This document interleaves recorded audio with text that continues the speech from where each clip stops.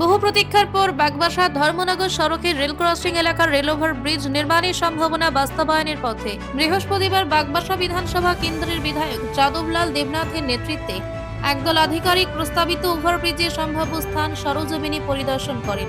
উপস্থিত ছিলেন উত্তর জেলার জেলাশাসক দপ্তর, ধর্মনগর মহকুমা দপ্তর, পিডব্লিউডি দপ্তর সহ রেল বিভাগের প্রতিনিধিরাও। উল্লেখ্য, বহুদিন ধরে এই রেল ক্রসিং এলাকায় ওভারব্রিজ নির্মাণের দাবি জানিয়ে আসছিলেন স্থানীয় বাসিন্দারা।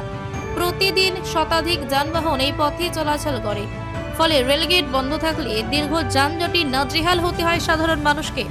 জরুরি পরিষেবা যানবাহন যেমন অ্যাম্বুলেন্স ও দমকলের গাড়িও প্রায়ই আটকে পড়ে। বিধায়ক যাদবলাল দেবনাথের উদ্যোগে বিষয়টি প্রধানমন্ত্রী দপ্তরে তোলা হলে রেল মন্ত্রক ও রাজ্য সড়ক উভয় পদক্ষেপ গ্রহণ করে।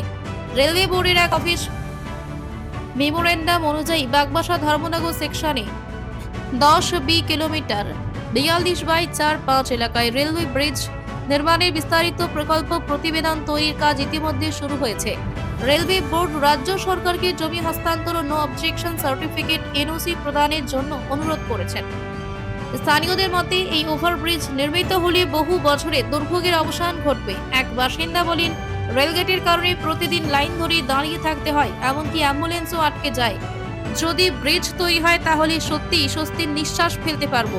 সরকারি ও প্রশাসনিক উদ্যোগে আসার আলো দেখা দিয়েছে এলাকাবাসীর মুখে। রেল ওভার ব্রিজ নির্মিত হলে বাগবাসা ধর্মনগর সড়ক আরও নির্বিঘ্ন ও নিরাপদ হবে বলে আশা সকলের। আমরা এসেছি যে এখানে একটা ফ্লাইওভার নির্মাণের জন্য। এই যে দেখুন, এই মুহূর্তে ট্রেন চলছে, এরকম প্রতিদিন 25 থেকে 30 বার এই গেটটা আপ অ্যান্ড ডাউন হয়। তাতে করে আমাদের মুমূর্ষ রোগী, ফায়ার সার্ভিস, স্কুল কলেজের ছাত্রছাত্রীরা তারা সময় মতো তারা যেতে পারে না, বিরাট সমস্যা হয়। মানে 25 থেকে 30 বার যদি গেটটা আপ ডাউন করে তাহলে কতটুকু সমস্যা হতে পারে আপনারাই বুঝেন। তার জন্য আমি লড়াই করছি।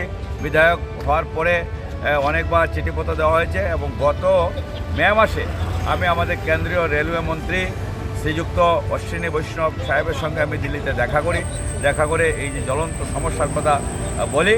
তারপরে উনি পদক্ষেপ নিয়েছেন। ইতিমধ্যে কয়েকবার আমাদের সার্ভে হয়েছে। আজকে আমরা একটা সার্ভে করছি, ফাইনাল সার্ভে হচ্ছে। এখানে আমার সঙ্গে উপস্থিত আছেন আমাদের ডিস্ট্রিক্ট ম্যাজিস্ট্রেটের টিম, আমাদের SDM-এর টিম আছে, আমাদের PWD এক্সিকিউটিভ ইঞ্জিনিয়ার, PWDর SDO এবং মানে যত লাইন ডিপার্টমেন্ট, রেলওয়ে ডিপার্টমেন্টেরও যে চুরাইবাড়ি টু ধর্মনগর সেকশনের যিনি ইঞ্জিনিয়ার উনিও আছেন। আমরা এটার আজকে আমরা একটা ফাইনাল সার্ভে করছি এবং রাজ্য সরকার একটা NOC দিতে হবে যে আফটার কমপ্লিশন দ্য ওয়ার্ক এই রাস্তাটা তারা বন্ধ করবে। সেই জন্য একটা আগাম রাজ্য সরকারের কাছ থেকে একটা NOC নেবে এবং কতটা জায়গা লাগবে তারা ল্যান্ড অ্যাকুইজিশন তারা করবে। তার জন্য আমাদের এইদিকে ধর্মনগর রেলওয়ে স্টেশনে যাওয়ার পয়েন্ট থেকে আমার কামেশ্বরের শঙ্করের দোকান মানে কামেশ্বর চৌমারা পর্যন্ত এটা একটা ফ্লাইওভারের জন্য কতটা জায়গা দরকার সেই পরিমাপ আজকে করা হচ্ছে এবং তার জন্য আজকে আমরা এখানে এসেছি। আমার আশাবাদী যে এটা অচিরেই আমরা তার স্যাংশন পেয়ে যাব। Bureau report, frontline Tripura.